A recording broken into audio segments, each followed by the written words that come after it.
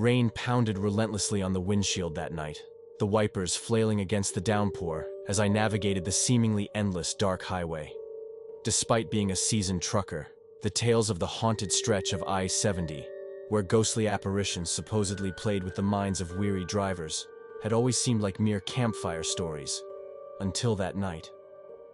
As I approached the section that cut through Old Crow Woods, the storm escalated into a fury.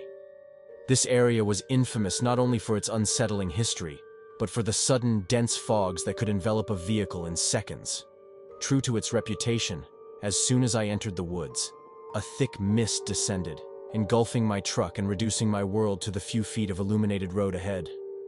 The pavement was slick, visibility was almost non-existent, and my heart pounded as I reduced speed to a cautious crawl. It was then that I heard it. A faint, almost whimsical sound of a child's laughter drifting through the storm.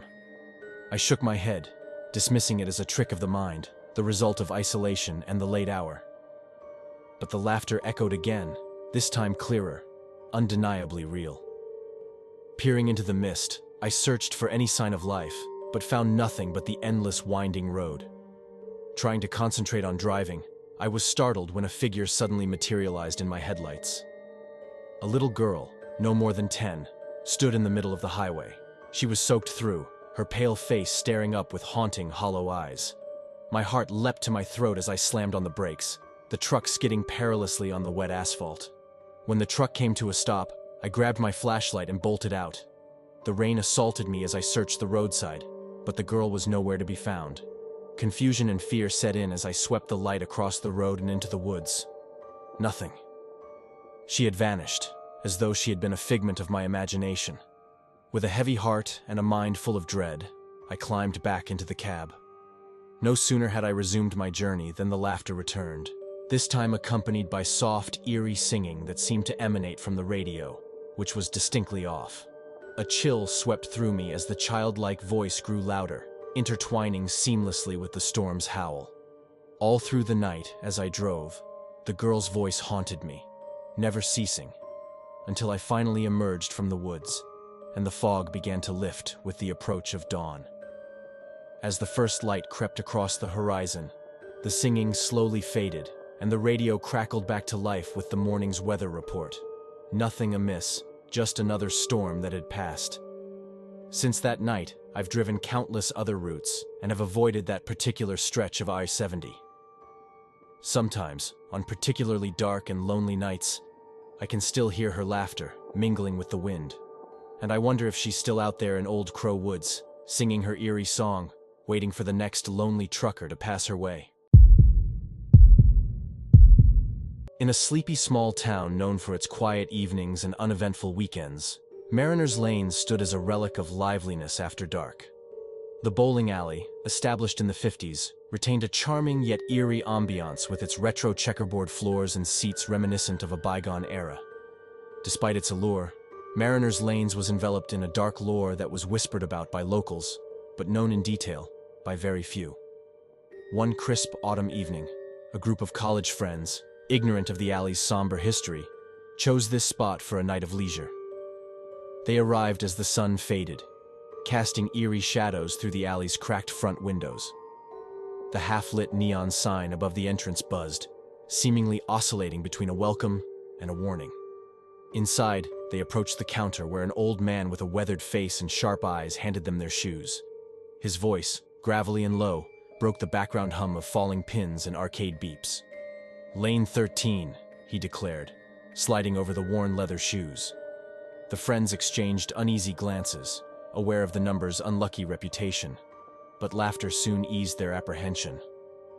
The night began with the jovial clash of pins and the vibrant chatter typical of youth unburdened by local superstitions.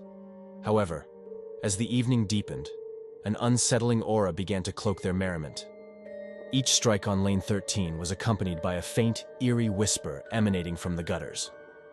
These whispers, indistinct yet chillingly clear, grew more persistent with every frame played. Julia, the most curious of the group, felt a growing unease. Compelled to uncover the source, she stooped near the ball return, her eyes scanning the shadowy depths beyond. What she glimpsed there halted her breath, a spectral assembly of bowlers, their forms translucent and still, their eyes empty voids of despair. They were the forgotten bowlers of Lane 13, their souls ensnared in an endless nocturnal tournament. Gasping, Julia recoiled from the sight, her voice trembling as she urged her friends to leave. But as they hastily gathered their belongings, the alley took on a life of its own. The clatter of invisible balls and the crash of unseen pins resonated through the building. The overhead lights flickered wildly, casting them intermittently into darkness. At the end of Lane 13, the ghostly team materialized, advancing with each thunderous strike. Their silent, grim expressions bore the weight of eternal torment. Fueled by terror, the group fled, their screams muffled by the spectral cacophony behind them. They didn't pause until they were safely outside, panting in the cool night air, the distant sounds of the phantom game still echoing in their minds. They drove away from Mariners' Lanes, the haunting image of the ghostly bowlers etched into their memories. Back inside, the old man at the counter watched them disappear into the night. With a knowing glance towards Lane 13, he slowly reset the pins, his movements deliberate, readying the alley for the next group of unsuspecting players. As the door swung shut, the whispers quieted, the lanes once again waiting in patient silence for the next game to begin, under the flickering glow of the neon sign. I never thought something like this could happen to my family. My daughter Emily was only 8 years old, and she was the light of our lives. She was full of laughter, full of joy, and her curious little mind was always asking questions about the world. My wife and I were proud of how brave she was, how independent. We thought nothing could hurt her, but I was wrong. It all started on a quiet evening. My wife and I had to go out for a couple of hours, so we left Emily home alone for the first time. She was excited about the idea, feeling grown up, and promised us she would be fine. I wasn't worried. Our house was safe, and we weren't going far. Emily was a brave little girl. We came home late, around midnight. The house was dark, quiet. At first, everything seemed normal, but as soon as I stepped inside, I felt something was wrong. A chill ran down my spine, and my heart started to race for no reason. I called out for Emily, but there was no answer. My wife and I rushed upstairs to her room, and that's when we saw her. Emily was lying on the floor next to her bed, completely still. I ran to her side, my hands trembling as I lifted her small body. Her skin was cold to the touch, and for a moment, I thought she was gone. My heart stopped. I shook her gently, calling her name over and over, while my wife, in shock, grabbed the phone to call an ambulance. After what felt like an eternity, Emily stirred. She opened her eyes, but something about her gaze felt off. Her eyes, usually so full of life, looked distant, empty even. She didn't say anything, just looked at me as if she didn't know who I was. Finally, she whispered, "Daddy," but her voice sounded weak, almost like it wasn't her own. We thought she had fainted, maybe from being scared, maybe from being alone for the first time. We took her to the hospital, but after several tests, the doctors said they couldn't find anything wrong with her. They assured us that she was physically fine, but I knew something wasn't right. I could feel it deep inside. The next few days were strange. Emily wasn't herself. She didn't laugh or play the way she used to. She was quiet, distant. She would sit in her room for hours, staring at the wall or out the window, her expression blank. Whenever I tried to talk to her, she would respond with short, empty answers, as if she was lost in her own world. Then the strange things began to happen. At first, it was small things. Lights flickering, doors creaking open by themselves. I brushed it off as coincidences. But then it got worse. At night, I would hear whispers. At first, I thought it was just the wind or my mind playing tricks on me. But the whispers grew louder, clearer. They sounded like Emily's voice, but the words were strange, words she would never say. One night, I heard footsteps in the hallway. I got up to check on Emily, thinking maybe she was walking in her sleep. When I opened her bedroom door, she was sitting up in bed, her eyes wide open, staring at the ceiling. "Emily?" I whispered. She didn't respond. She didn't even blink. I walked closer, and then she spoke. But it wasn't her voice. The voice that came from her mouth was deep, cold, and it made my blood run cold. "Daddy," the voice said, "why are you afraid?" I froze. It wasn't Emily. It couldn't be. I stepped back, my heart pounding in my chest, and then she laughed. A low, eerie laugh that sent shivers down my spine. I ran out of the room, my mind racing, not knowing what to do. I told my wife about what happened, but she thought it was just a bad dream. She didn't believe me. But I knew what I heard. I knew something was wrong with Emily. The next few nights were terrifying. Emily would talk in her sleep, but it was never her voice.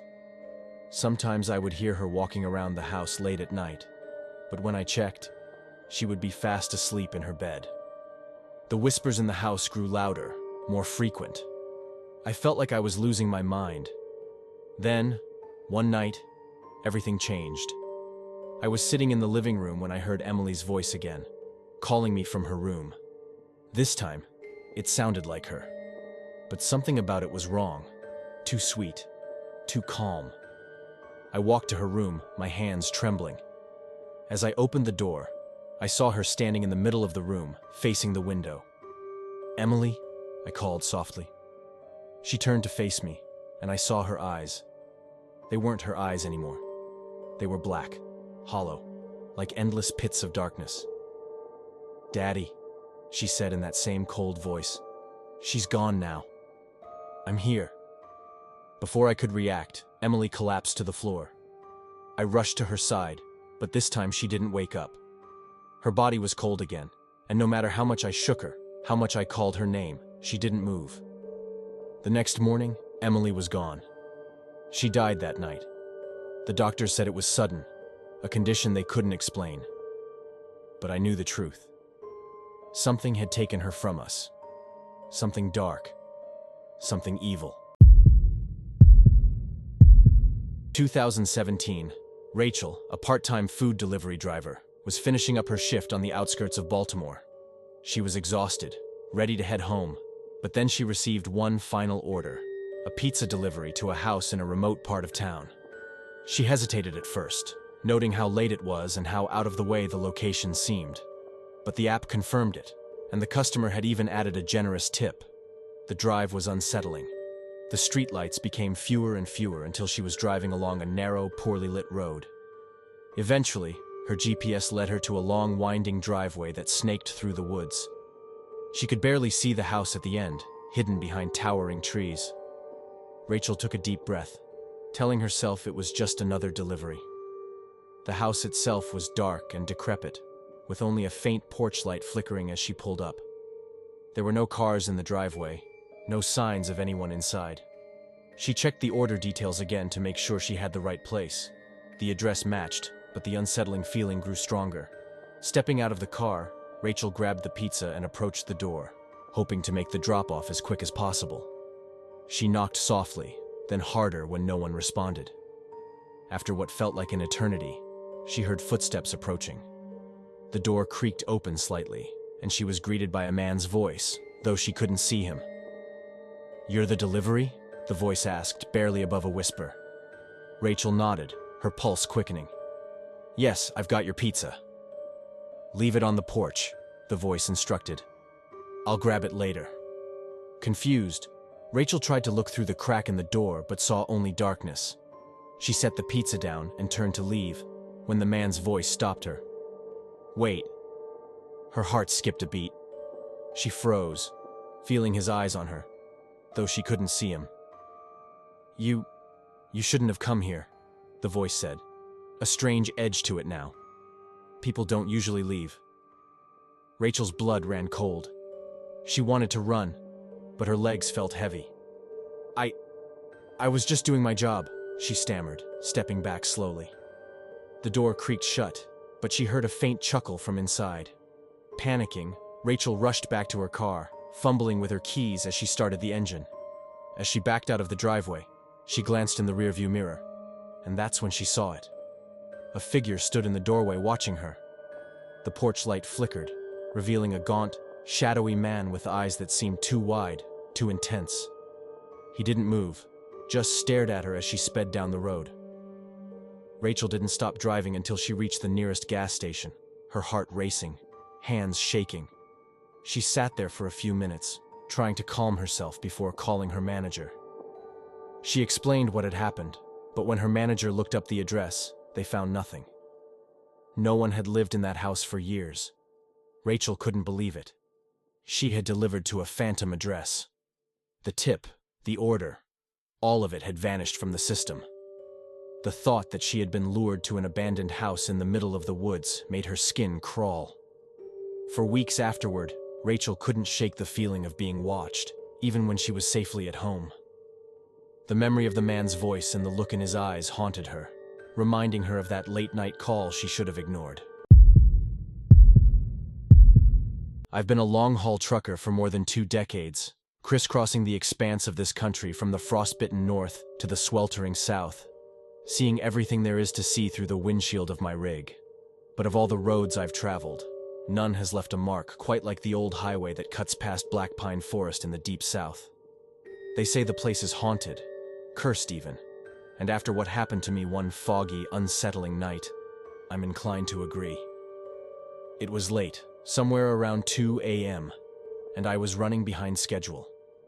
The highway was an eerie stretch of asphalt, deserted and enveloped in a thick, creeping fog that seemed to swallow the beam of my headlights whole. I was navigating a particularly notorious section of the highway, where ancient trees loomed over the road like gnarled guardians of a forbidden realm. Suddenly, in the haze ahead, a figure appeared, a woman dressed in a tattered white gown, standing right at the edge of the road. Her arms hung limply by her side, her face obscured by long, tangled hair that seemed almost alive in the ghostly wind. I slowed down, my heart thumping in my chest, thinking she might be a stranded traveler in need of help. But as I edged closer, a cold dread washed over me. She had no face, just a smooth, blank expanse of skin where her features should have been. I slammed on the brakes, my heart racing, my hands shaking on the wheel. But when I looked back, she was gone, vanished into the dense fog as if she'd never been there. Disturbed and needing to calm my nerves, I decided to pull over at the next truck stop. No sooner had I settled into a shaky rest when I heard it, the soft, eerie whisper of a woman coming through my radio. The signal was static-filled, but the voice was unmistakably human and chillingly familiar. "Come back," she whispered, her voice looping like a broken record. In a panic, I turned the radio off, but the voice didn't stop. It was now emanating from inside my cab, surrounding me, suffocating. I started the engine in a frenzy and hit the road again, pushing my rig to its limits, desperate to escape the haunted stretch of highway. As I drove, the temperature inside the cab plummeted, my breath turning to frost in the air. Glancing in the rearview mirror, my blood turned to ice. There she was, sitting in the back seat, faceless, her white gown a stark contrast to the darkness around her. My mind reeled, and the world spun. I don't remember much after that. I must have blacked out. I woke the next morning to the warmth of the sun on my face, parked safely on the side of the road miles away from that cursed forest. There was no sign of the woman, but the interior of my cab was an inexplicable icy tomb, and on the passenger window, written from the inside, was a single word etched in the frost: return. I've never driven that highway again, and Black Pine Forest, I steer clear entirely. Some roads, I've learned, are better left untraveled, especially those that hold an audience with the ghosts of their past. Nestled in the heart of downtown, amid the glitz of new attractions, stood the dilapidated and largely forsaken Kingpin Alley. Its decaying facade and faded signage hinted at better days long past. Local lore whispered of a curse, born from a string of mysterious accidents in the 90s that left multiple people injured and one inexplicably missing, which gave the bowling alley a macabre mystique. Despite, or perhaps because of, its ominous reputation, it occasionally attracted thrill-seekers and urban explorers. On a dare and fueled by the bravado that comes with youth, a group of college students chose Kingpin Alley for their Halloween adventure. Intent on capturing something sensational for their online followers, they entered the alley armed only with their smartphones, using them as makeshift torches in the cavernous dark. Inside, Kingpin Alley was exactly as they'd imagined. Lanes coated in layers of dust, scoring machines entangled in cobwebs, and the air tainted with the ghost of stale beer and polish. The scene was set perfectly for their haunted night out. Giggling nervously, they opted to set up a single lane for a makeshift game. After clearing debris and coaxing the ancient machinery to life, which groaned and clattered in protest, they prepared to bowl. The first ball rolled smoothly down the lane, striking the pins with a satisfying crash. Yet, the pins remained down, and the scoreboard flickered ominously before displaying "Help me" in glitching, blood-red digits. Their laughter turned to unease, but curiosity nudged them to continue. The second roll brought true terror. The ball, halfway down the lane, halted as if snagged by an unseen hand. Then, impossibly, it rolled back toward them, stopping at their feet. A chill descended, and a dense, creeping fog emerged from the shadows behind the pins, enveloping the lanes in an ethereal white veil. From within the fog came the sound of a bowling ball striking pins, followed by a spectral cheer, a haunting replay of a game played in another era. The scoring monitor sprang to life again, cycling through scores from decades past with names that blurred and shifted unsettlingly. Overcome with fear, the students decided to flee, but their exit was thwarted as the entrance door slammed shut, locked by no visible means. Darkness engulfed them completely when the lights sputtered out, leaving only the eerie sound of distant bowling and ghostly cheers. Their smartphones, flickering erratically, cast brief flashes of light that revealed ghastly figures at the end of the lanes. Spectral players with hollow eyes and jerky, repetitive motions, as if forever replaying their final frames. In a desperate bid for escape, they shattered a window and clambered out, the sound of phantom applause ringing in their ears as they fled into the night. They vowed never to return to Kingpin Alley, and the building met its end under a wrecking ball the following year. Yet, whispers persist among those who walk past the now empty lot at night. They speak of faint sounds of bowling balls and crashing pins, and, on quiet nights, the soft, eerie ripple of applause, as if Kingpin Alley and its ghostly denizens refused to be silenced, lingering on in search of the next game to begin. I never believed in curses, at least not until it was too late. My name is Jack, and my wife Sarah and I had always imagined a perfect life together. We were young and in love, and after 2 years of dating, we decided to get married. But there was one thing we never talked about with anyone. 2 months before our wedding, Sarah found out she was pregnant. It wasn't planned, but we were excited.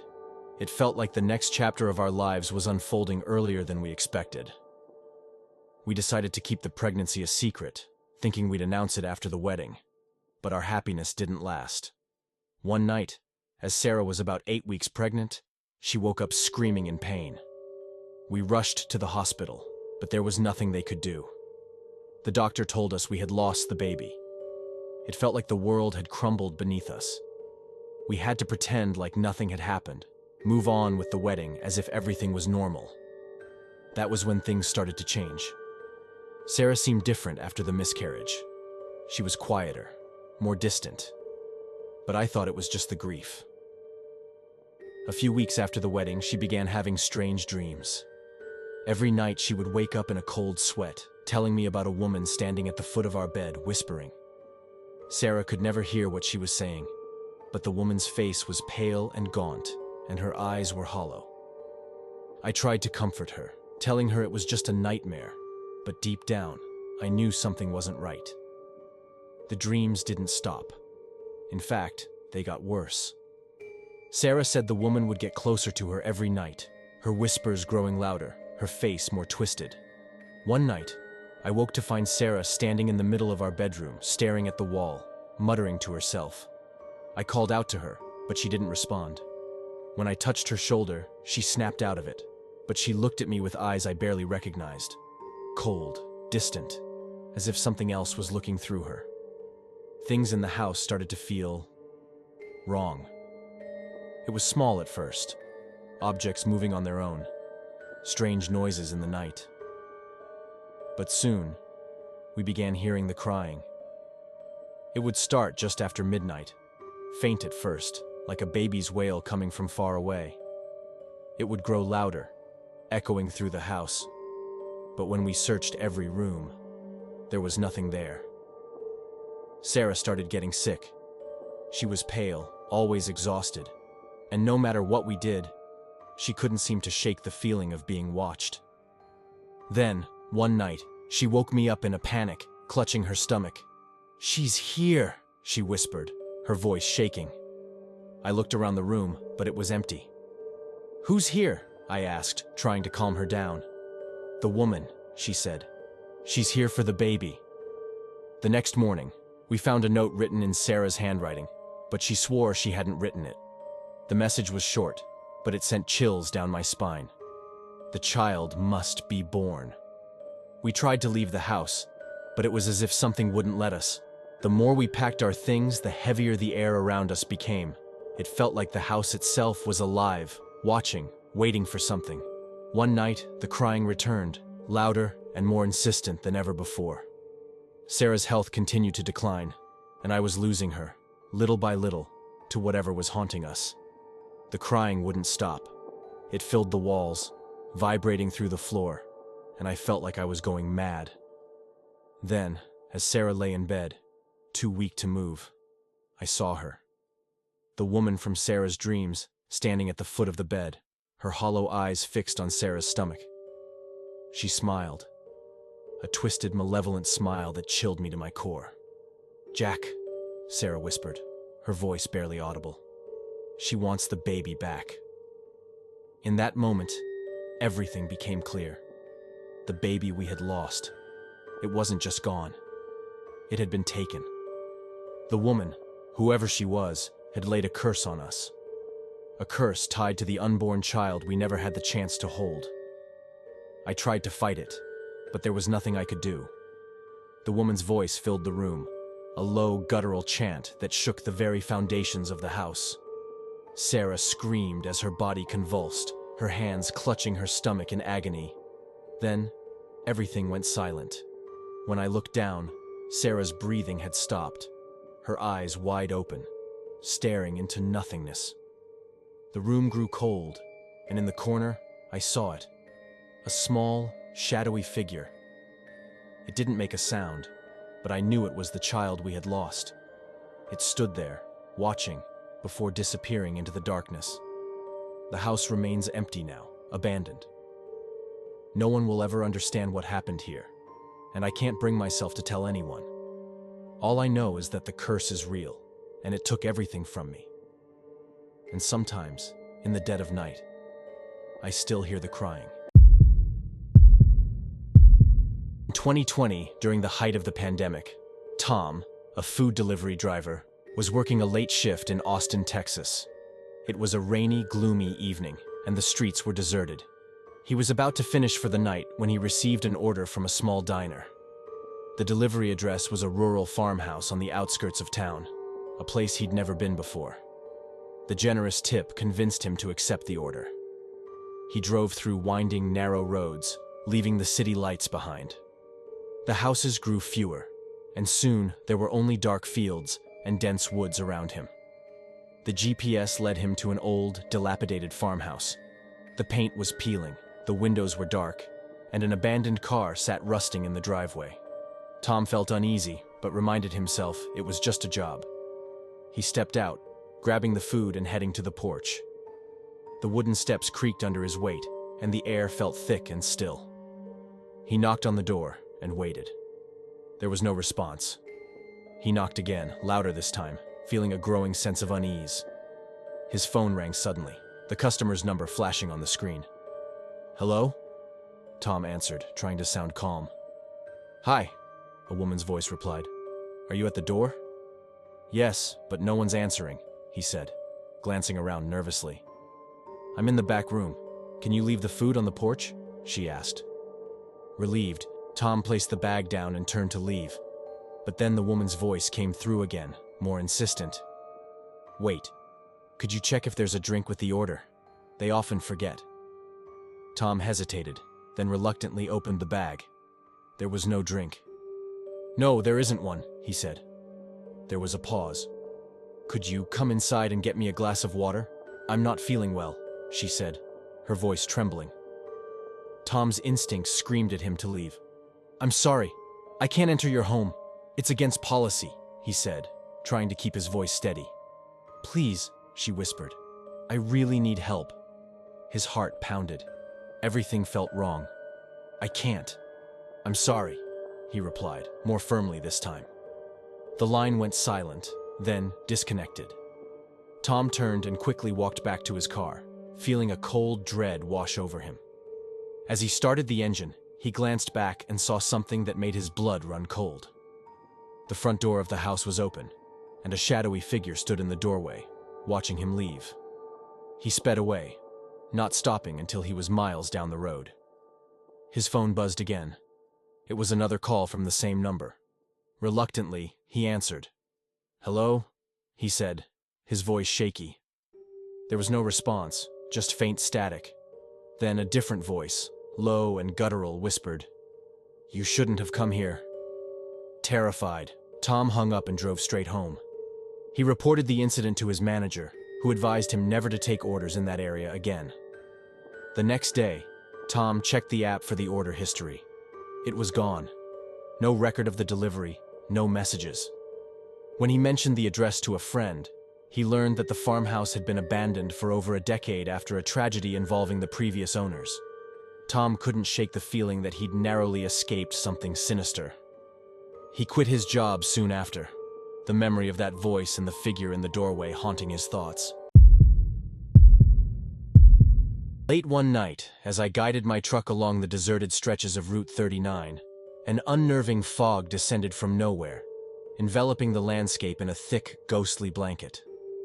My radio had died an hour earlier, leaving me in an eerie silence broken only by the rumble of the engine and the tires rolling against the cold asphalt. Loneliness on the road was a familiar companion, yet that night, a chilling unease gripped my heart. As I approached Dead Man's Curve, a notorious sharp bend infamous for its high number of accidents, the fog thickened to an almost tangible wall, reducing visibility to a mere whisper of shapes. I slowed down, gripping the wheel tighter, my eyes straining to pierce the impenetrable white. That's when I spotted it, a faint red light, glowing dimly ahead like a beacon. Assuming it was another vehicle, possibly stranded or in trouble, I decelerated to a cautious crawl. The closer I got, the more the red light seemed to pulsate, not like any vehicle light I'd encountered, but more like a slow, hypnotic pulse, seducing and warning at the same time. A shiver crawled down my spine when I realized the light wasn't on the road but floated eerily above it. I brought the truck to a halt, every instinct screaming at me to flee, but the narrow road hemmed in by thick fog offered no chance for a safe turn. As the red light intensified, it cast an ominous glow that revealed her, the silhouette of a woman bathed in the sinister crimson. She hovered a few inches off the ground, her face obscured by long, flowing hair, arms outstretched as if beckoning me forward. Frozen in terror, I could only watch as she drifted closer, her feet never touching the ground. She stopped just short of my front bumper, and as she raised her head, the red light flickered violently. Her eyes were hollow, endless pits of darkness, her mouth a gaping abyss. With her gaze fixed on me, the temperature inside the cab plummeted, my breath visible as frost in the air. Suddenly the radio crackled to life, emitting a blast of static so loud I clutched at my ears. Amidst the harsh white noise, a voice whispered, just barely audible, "Leave. Now." Driven by raw panic, I threw the truck into reverse, tires screaming against the road as I backed away from the apparition. I didn't stop until the red light and the figure were swallowed up by the fog, leaving nothing but the haunting echo of her voice. Hours later, I pulled into a diner a few miles down, the diner's warm light a stark contrast to the cold dread still clutching at me. The waitress glanced at my pale, shaken face and nodded, a knowing sadness in her eyes. "You saw her, didn't you? The red lady of Route 39? She murmured as she poured me a strong coffee. "They say she's a harbinger, appears on the foggiest nights, always at that curve, always to those with a dark past or a darker future." I left the diner as dawn broke, the haunting image of the Red Lady seared into my memory. I've avoided Route 39 since, taking longer, safer routes. Some say I overreacted, but the fear I felt was real, as was her spectral warning. And sometimes when the fog rolls in thick and fast outside my window, I can still see that pulsing red light in the distance and hear her whisper chillingly, "Come back."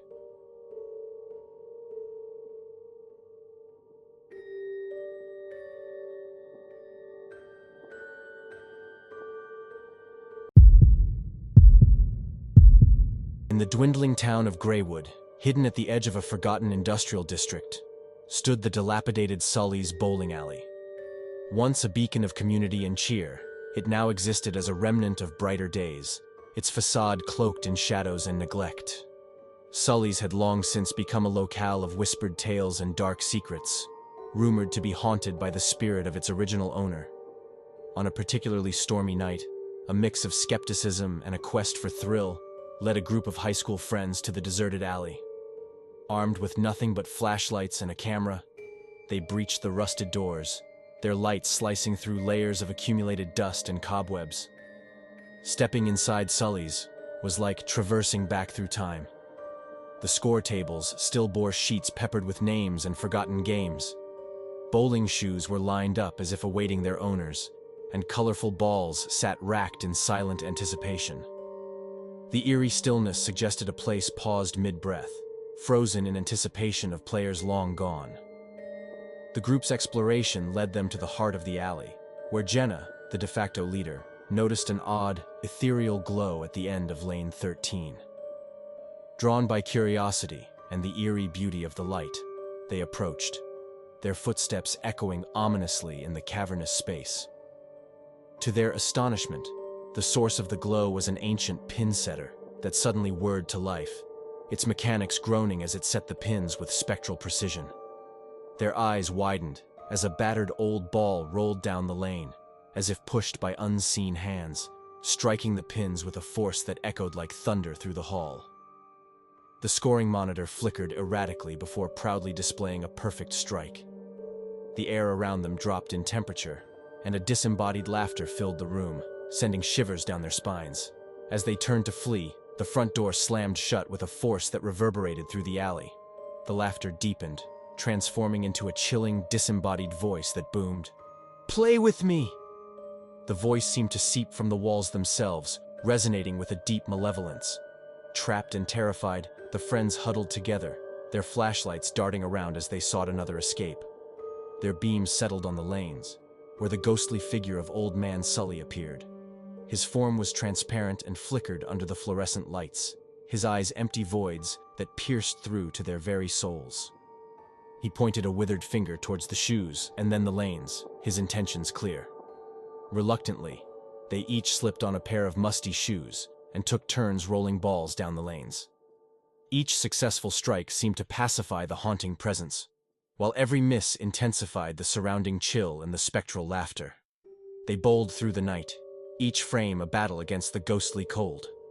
As the first light of dawn crept into the alley, Old Man Sully's apparition began to dissipate, and the oppressive atmosphere lifted. The front doors burst open with a sudden gust, as if releasing them from the night's ordeal. Exhausted and forever changed, the friends fled Sully's bowling alley. The morning sun did little to erase the cold dread that clung to them. They agreed, without words, to never speak of what transpired, leaving the mysteries of Old Man Sully and his haunted lanes to the silence of the coming dawn, ready for the next unsuspecting visitors or the next stormy night.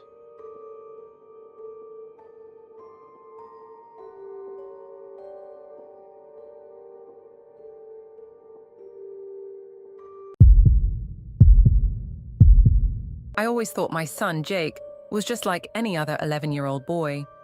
He was kind, curious, and loved spending time with his friends. But one day, something changed. It started on a normal Tuesday. Jake came home from school, but he wasn't his usual cheerful self. He was quiet, almost too quiet. His backpack seemed heavier than usual, and his clothes were dirty, as if he had been playing in the mud. I asked him what happened at school, but he just shrugged and said, "Nothing, Mom." At first, I didn't think much of it. Maybe he had a bad day. Kids his age sometimes just don't feel like talking. But over the next few days, I noticed other strange things.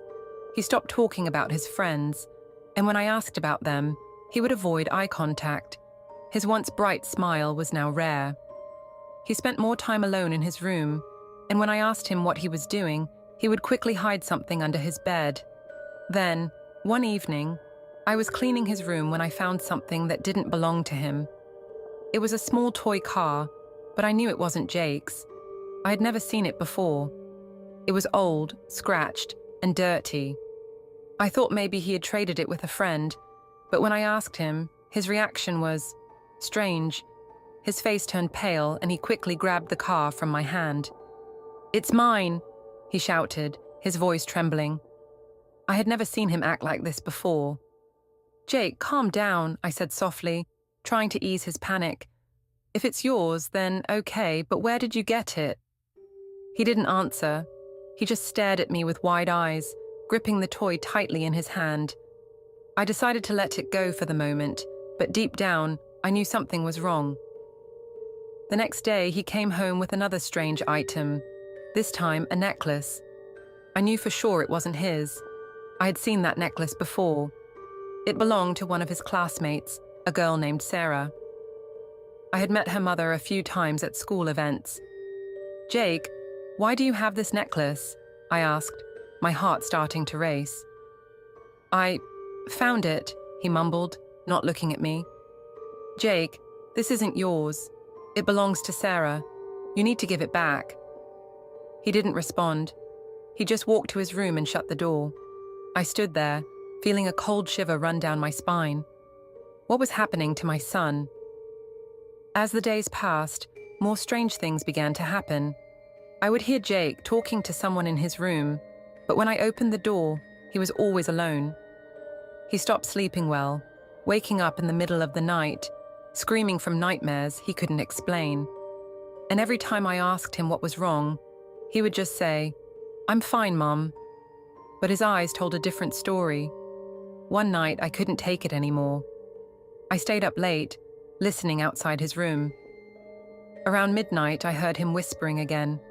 But this time, the voice I heard wasn't his. It was deep, too deep for a child. My heart pounded in my chest as I slowly opened the door. Jake was sitting on his bed, his back to me, whispering in a language I didn't recognize. I called his name softly, but he didn't turn around. I stepped closer, and that's when he finally looked at me. His eyes, they weren't his. They were dark, almost black, and filled with something I can only describe as evil. "Jake," I whispered, my voice shaking. He smiled, but it wasn't his smile.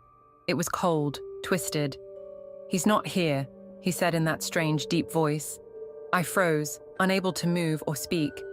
This wasn't my son. Something was inside him, something dark. Over the next few days, I tried to find help. I went to the school, spoke to his teachers, and even called a doctor. But no one believed me. They said Jake was just going through a phase, that he would grow out of it. But I knew better. The thing inside my son was growing stronger. I could feel its presence in our house, watching, waiting. Then, one night, it happened. I was asleep when I heard a loud crash from Jake's room. I rushed in and found him standing in the middle of the room, his eyes black as coal, holding a mirror that had fallen off the wall. His reflection in the mirror wasn't his own. It was something else, something terrifying. "Mom," he said, his voice cold and empty. "I'm not alone anymore." I knew I had to do something. I couldn't let whatever this was take my son away from me.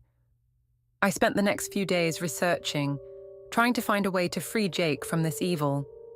I learned that sometimes spirits or dark entities can attach themselves to children, using them as a vessel to return to the world of the living. I don't know how this thing found Jake, but I knew I had to fight it. I won't stop until I get my son back, even if it means facing the darkest of forces. Jake, my sweet boy, wherever you are, I will find you.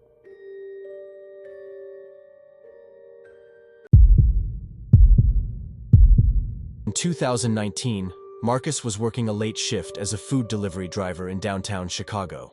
It was nearing midnight, and he was ready to call it a night when he got one last order. The delivery was for a single bowl of ramen to an apartment building he'd never been to before. The address seemed normal enough, so he accepted it, hoping for a quick drop-off and an end to his shift. The building was an old high-rise with a worn-out facade. As Marcus entered, he noticed the lobby was eerily empty, the lights flickering slightly. The elevator groaned as he stepped inside, and he felt a wave of unease. He brushed it off, attributing it to exhaustion and the late hour. The order was for apartment 1307. When he reached the 13th floor, the hallway was silent, the only sound being the hum of the building's air system. The carpet was faded, and a faint musty smell lingered in the air. He found the apartment and knocked on the door, holding the food in his hand. There was no response. Marcus knocked again, a little harder this time. Still nothing. He glanced around and noticed that all the other doors on the floor were closed, and there were no signs of life. He took out his phone and called the number provided in the order. After a few rings, someone picked up. "Yes?" A woman's voice answered softly. "Hi, I'm here with your delivery," Marcus said. "I'm outside your door, but no one's answering." "Oh, I'm sorry," the woman replied. "I'm in the back room. Could you just leave it by the door?" Relieved that he wouldn't have to wait around, Marcus agreed. He placed the bag down and started to walk away. But as he reached the elevator, his phone buzzed again. "Could you actually bring it inside? I'm not feeling well," the message read. Marcus hesitated. Entering people's homes wasn't part of his job, and the whole situation felt off. But he didn't want to seem rude. He walked back to the door, which was now slightly ajar. Taking a deep breath, he pushed it open and stepped inside. The apartment was dark, the only light coming from a lamp in the corner of the living room. The air was thick, almost suffocating. He called out, "Hello?" But there was no response.